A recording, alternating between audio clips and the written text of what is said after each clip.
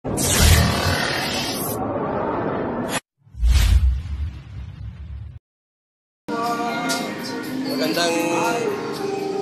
umaga mga kabutingting. Ano man ang oras na dumaan sa inyong tahanan ang video na ito, magandang umaga o magandang araw. May tanggap tayo mga kabutingting na diban. Medyo malaki mga kabutingting, 50 inches. Okay mga kabutingting, naka-plug in na po yung ating unit. Power on po natin. Mga kabutingting, kung makita nyo, lumabas yung diban, kaso lang biglang nagtago. Hindi po natin alam mga kabutingting kung anong po ang kanyang problema at bakit po siya nagtatago. Yun po ang ating alamin. Bubuksan po natin mga kabutingting. Mga kabutingting, ito po yung kanyang model. Diban, model number 50, UHB 400. Yan po ang kanyang model mga kabutingting. Mga kabutingting, ito yung kanyang likod oh. Yung power supply niya ito. Ito yung kanyang tikon. Ito yung kanyang top board. Yung kanyang top board mga kabutingting. Yung kanyang tikon. Yung kanyang top board. Ito yung kanyang motherboard. Voltage checking po tayo mga kabutingting. Voltage checking tayo. Naka-plug in na po yan mga kabutingting. Naka-standby siya. Titingnan po natin ang transistor na ito o IC. Ayan mga kabutingting, nakalagay po sa kanya 9.16 at yung pangalawa naman mga kabutingting ay 18.96. So okay, at ang kanyang backlight ay mayroong nagre-reading na 58.64 mga kabutingting. Ipa-power on po natin ang unit kung ano po maging resulta ng voltahe, kung normal ba o abnormal. Ayun mga kabutingting, ito po na. Mga kabutingting, pagmasdan nyo ang pagmumukha ng butas ng TV na ito, yung kanyang backlight sa loob ay kumikindat-kindat. Nawari bagang nahihirapan siya. Titisterin po natin muli ang kanyang transistor kung nagbago ba ang voltahe. Mga kabutingting, kung makikita nyo ang transistor na aking tinis kanina, nag-standby siya ng 9 point something. Ngayon mga kabutingting na umaandar na yung TV ay nagiging 10 point something at bumababa. Mga kabutingting, alam na natin, abnormal ang voltahe ng TV na to. Kaya ang kanyang mahiwagang pangalan ay biglang nagtago kanina ng pag-switch on. Yung pangalawang transistor na ang kuryente ay 18. Okay mga kabutingting, ganun pa rin 18 point something. Mga kabutingting, sa ganitong klaseng trouble, para malaman lang natin kung magno-normal ang ano nito, subukan po muna nating injikan or lalagyan ng 12 volts. Yung fix na 12 volts mga kabutingting, para malaman po natin kung magno-normal yung picture. Plus yung backlight naman niya, lalagyan muna natin siya ng DIY na backlight para malaman po natin kung yung pagmumukha ng backlight na ito na nagkikindat-kindat, hindi po natin malalaman kung may crash po sa atin or kanino man. Nagkikindat-kindat po mga kabutingting. Ang lakas ng kindat pag masdan nyo. Ang ibig sabihin niya kabutingting, kung ganyan na kumikindat-kindat, nagluloko po ang kanyang power supply. Okay mga kabutingting, gaya ng sinabi ko, indikan ko muna ng 12 volts ito. At yung ating backlight ay susuplayan muna ng DIY na backlight. Mga kabuting-ting, pagmasdan nyo ang ginawa ko, ilagyan ko siya ng ground, tapos yung positive to sa may transistor, at dito sa ating, kung maalala nyo mga kabuting-ting sa iba nating vlog mga kabuting-ting, kung maalala nyo, ang motherboard na ito ay ginamit ko pang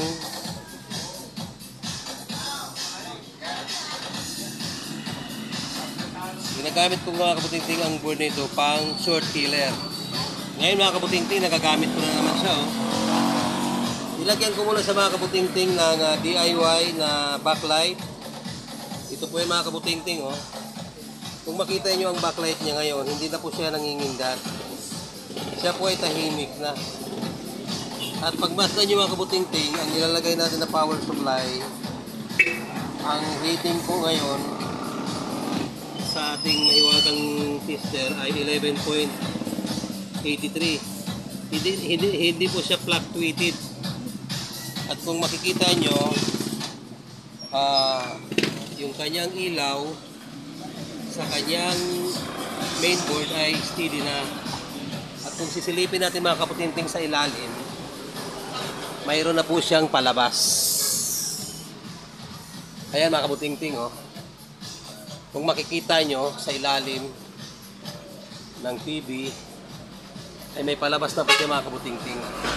So mga kabuting-ting, alam na natin kung anong problema ng unit. Power supply. Ganyan lang mga kabuting-ting ang pag-analyze ng mga trouble. Ng mga trouble ng TV na ating ginagawa. Kailangan lang natin na medyo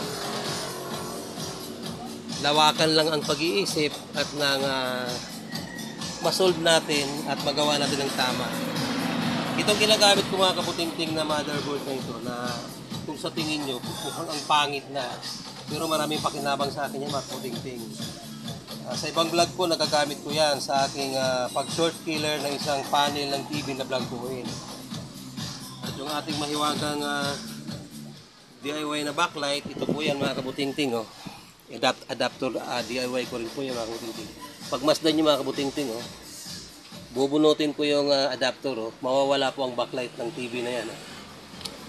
Nakita nyo mga kabuting-ting, ito lang ang aking DIY na adapter. At pagka ito sinaksak dito sa plug, ipa-plug in natin, magbabacklight na po yung TV.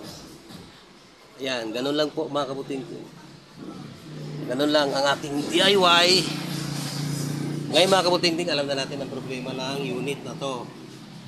Subukan ko muna mga kabuting-ting na i-repair ito. Itong power board na ito. Kung sakali man mga kabuting-ting na hindi na siya kayang i-repair, ay malamang palitan na lang natin. Fluctuated po mga kabuting-ting ang voltahe kung makita nyo kanina.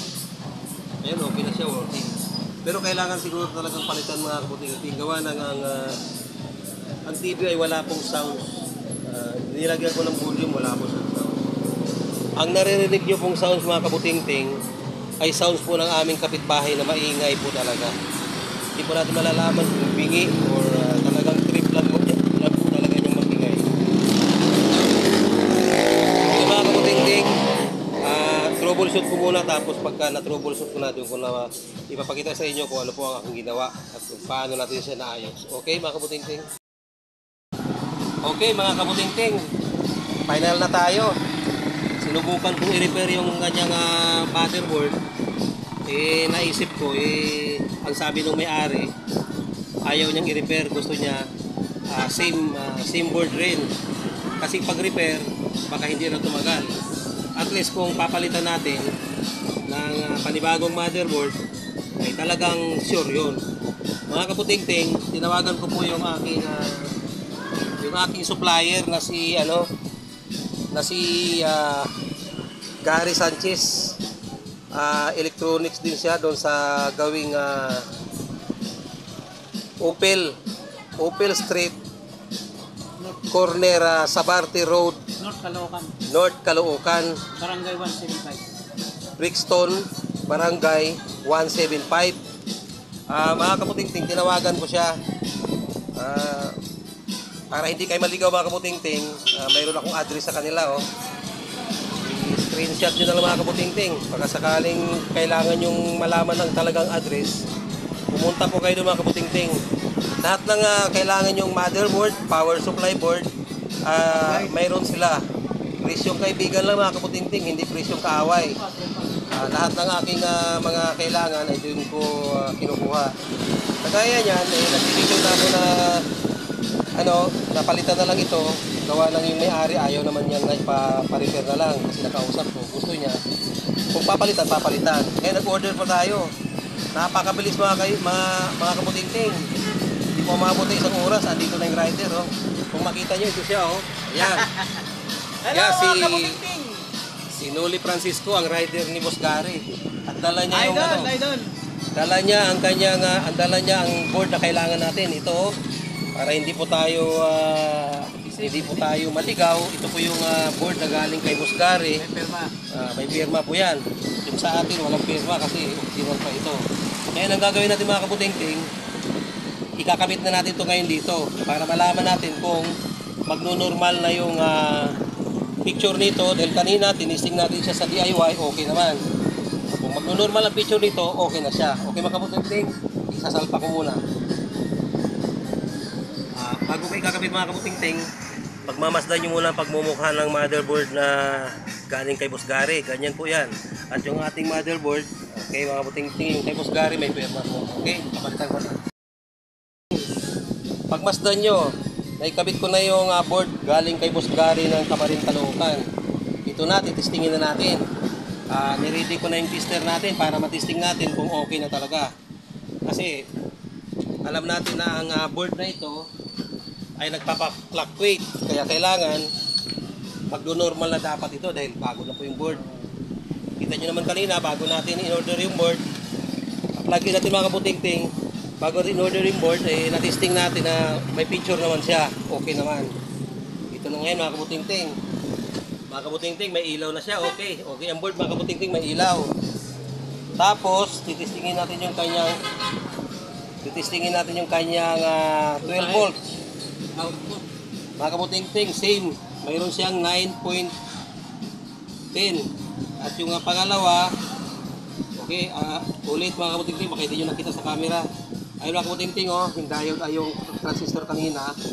Ayan ha, ulit ha, dito ang transistor, tapos ito yung tester, ayun, 9.12 standby, tapos yung kanyang sa-sounds ito mga kabutingting, kung hindi ako nagkakamali 18 volts. Papower on natin mga kabutingting. Papower on natin mga kabutingting, tingnan natin kung magpa-fluctuate pa rin yung kuryente.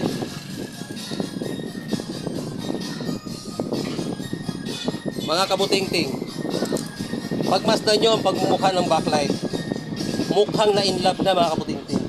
Kanina panay ang kindat. Panay ang kindat dito sa akin mga kabutingting eh.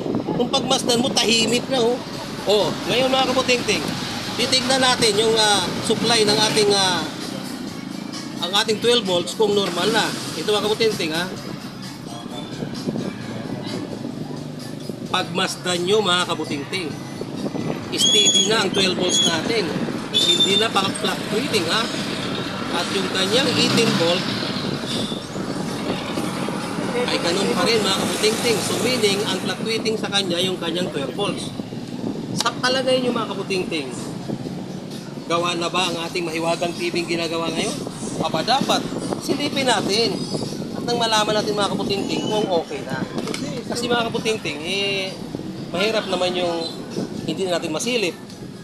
Ngayon mga kabutingting, tingnan natin ha. Okay? Okay. Mga kabutingting, meron na po siyang power. Pwede pakihawak. Yun na lang. Okay. Mayroon na siyang power mga kabutingting. Oh, nakita nyo, lumabas na po ang kanyang mahiwagang signal. Pakihawak mo na. Lalagyan po natin sa mga kabutingting ng RCA para malaman natin kung may naka-AB po siya. Oh. Lalagyan po natin.